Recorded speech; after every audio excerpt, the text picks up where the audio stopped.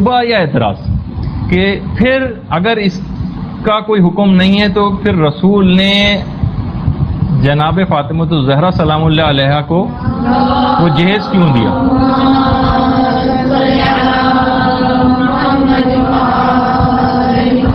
دیکھیے سر، پہلی چیز تو یہ ہے کہ اول تو وہ جہیز تھا ہی نہیں، وہ مہر معجل کی وہ رقم تھی جو خود یہ جتنی بھی چیزیں خریدی گئی تھیں بعنوان، جس کو آپ اپنے طور پر اول تو جہیز کہنا ہی نہیں چاہیے اس کو، وہ خود امیر المومنین نے اپنی زرہ بیچی تھی. زرہ 480 درہم کی وہ زرہ بکی تھی. وہ بیچنے کے بعد جو اس کے پیسے آئے تھے، پھر پیغمبر اسلام نے وہی خود ہی مولا کی وہ جو زرہ بکی تھی اس کے ان پیسوں سے وہ چیزیں خریدی تھی، کیونکہ مولا اس سے پہلے پیغمبر اسلام کے ساتھ ان کے گھر میں ہی رہتے تھے، لیکن وہ گھر خود اتنا چھوٹا تھا کہ اس کے بعد ان کو الگ ہونا ہی تھا. تو ایک الگ گھر کی جو ضروریات تھیں وہ مہیا کی گئی تھیں. جو ایک آدمی اگر کوئی الگ گھر لے کر رہتا ہے تو ظاہر سے کچھ چیزوں کی ضرورت پیش آتی، تو وہ فقط وہ ضروریات کی چیزیں تھیں. دیکھیے ضرورت کس سے نکلا ہے؟ ضرر سے، جس کے نہ ہونے سے نقصان. صرف فقط وہ چیزیں، ضرورت اس بات کی نشاندہی کرتا ہے کہ اگر وہ چیز نہ ہوئی تو نقصان ہوگا. یعنی کیسے آپ گھر میں ظاہر پانی پینے کے لیے گلاس چاہیے اور کھانا بنانے کے لیے مثلا چکی چاہیے تھی اور یہ سب چیزیں. نہیں، معجل جس کو فوراً ادا کرنا ہوتا ہے، میم عین جیم لام معجل.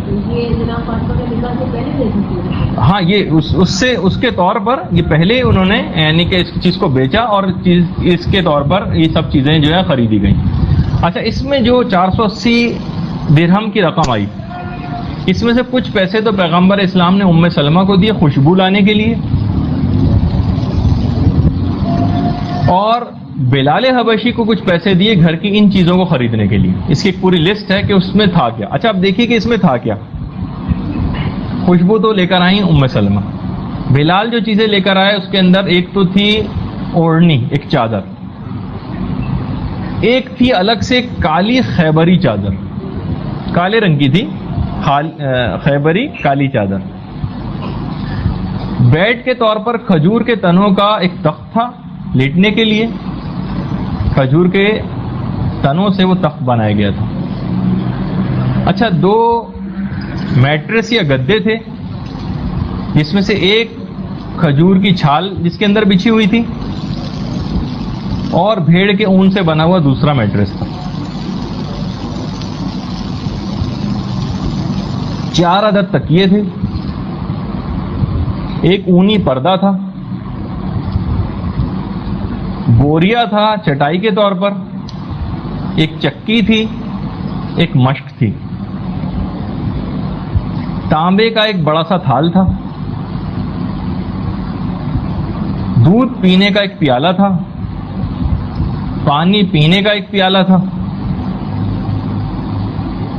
ایک لوٹا تھا، سبز رنگ کا ایک مٹکا تھا، اور 2 مٹی کے پیالے تھے. بس یہ ہے پورا جہیز فاطمہ. کون سی لگژری ہے اس میں؟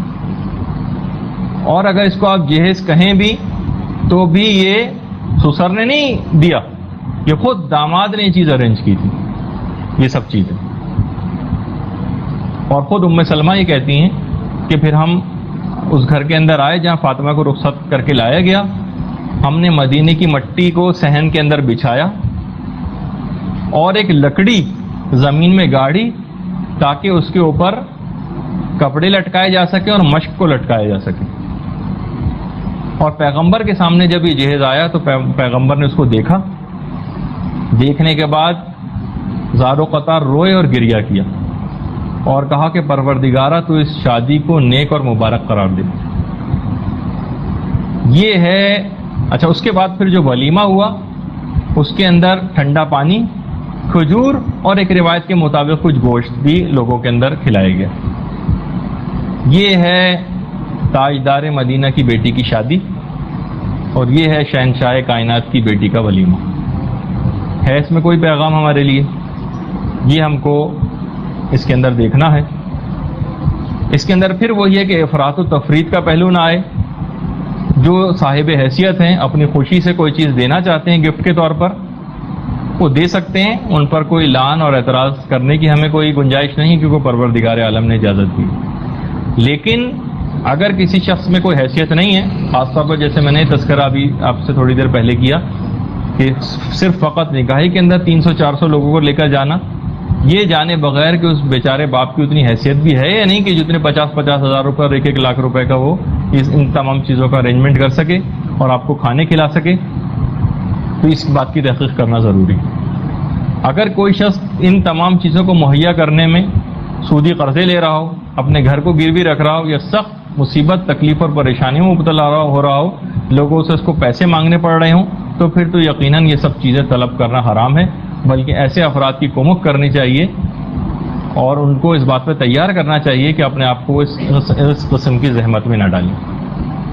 تو اس کے اندر بس یہ ایک فقہی مسئلہ مجھے بیان کرنا تھا، تھوڑی بہت اس میں جو غلط پہلے